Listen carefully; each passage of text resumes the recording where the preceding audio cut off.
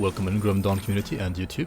This is gonna be my first build update video. So here I'm gonna take one of my older characters that I already highlighted at some point in the past and give you guys a small update and maybe also like with a different setup.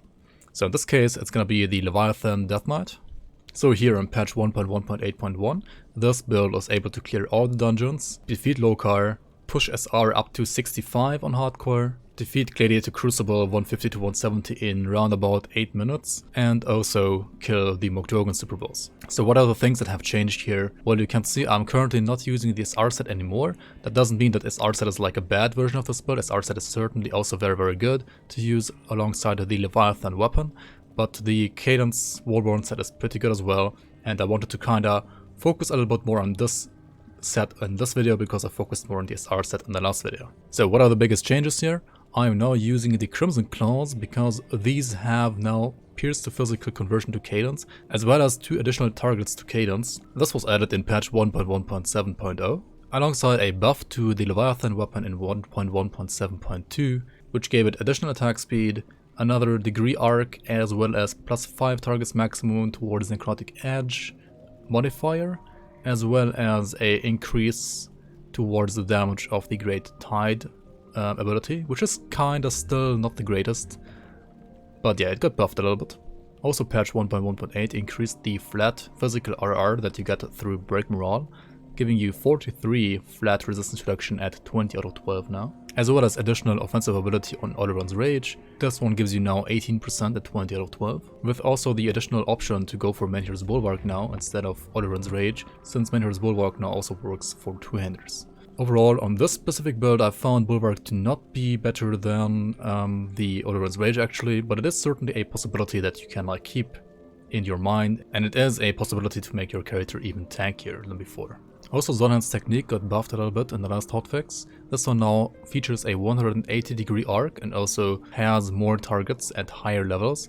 As you can see here, at 7 out of 12 I would get 4 targets, and at 12 out of 12 I would get 5 targets, and by maximum ultimate rank, meaning 22 out of 12, I would get 7 targets here, which means I should probably put this to 7 now if I want that additional AoE. Also in the devotions there has been a huge change for the Bear Devotion, right? Maul, the active proc of the Bear Devotion, now features armor reduction.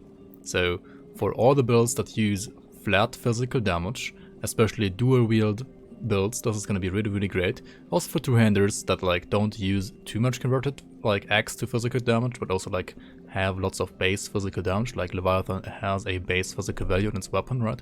Like all that physical damage will be usually reduced by armor, but now you can reduce that armor by up to 30% with the Maul proc. I don't have this maxed out yet, as you can see, but it's still working pretty nicely, and I think it is really great for all of the like heavy physical damage builds that don't like convert other damage towards physical, but rather use raw physical damage.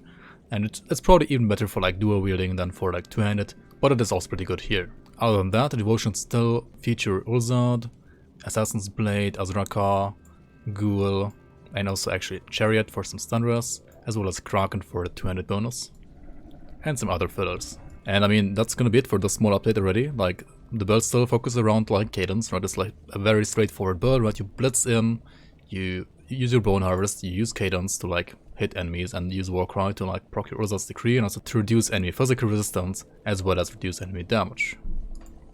Also, in dire situations, you can always use Mark of Torment to gain additional absorption. For further gameplay on this build, check out my other videos about this character, featuring the full 65 to 66 run, as well as the Crucible Gladiator 150 to 170, as well as the Mokdogan kill, as well as the new Lokar kill as well. So yeah, I hope you're gonna have as much fun as I had with this build. Also, if you do plan on killing other Celestials like Ravager or Kalagaja, the setup right now, at least on hardcore, is in my opinion not quite tanky enough to do that.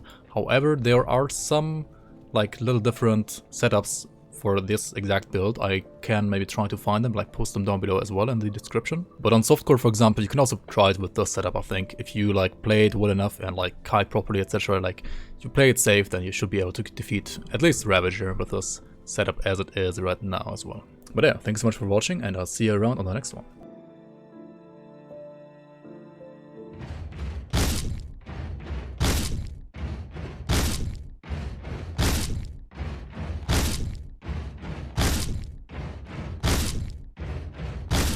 Look at yours and make a big cry. Can't be crucible, gonna be a dead man someday. You got wrecked in your place, you ruined the pace.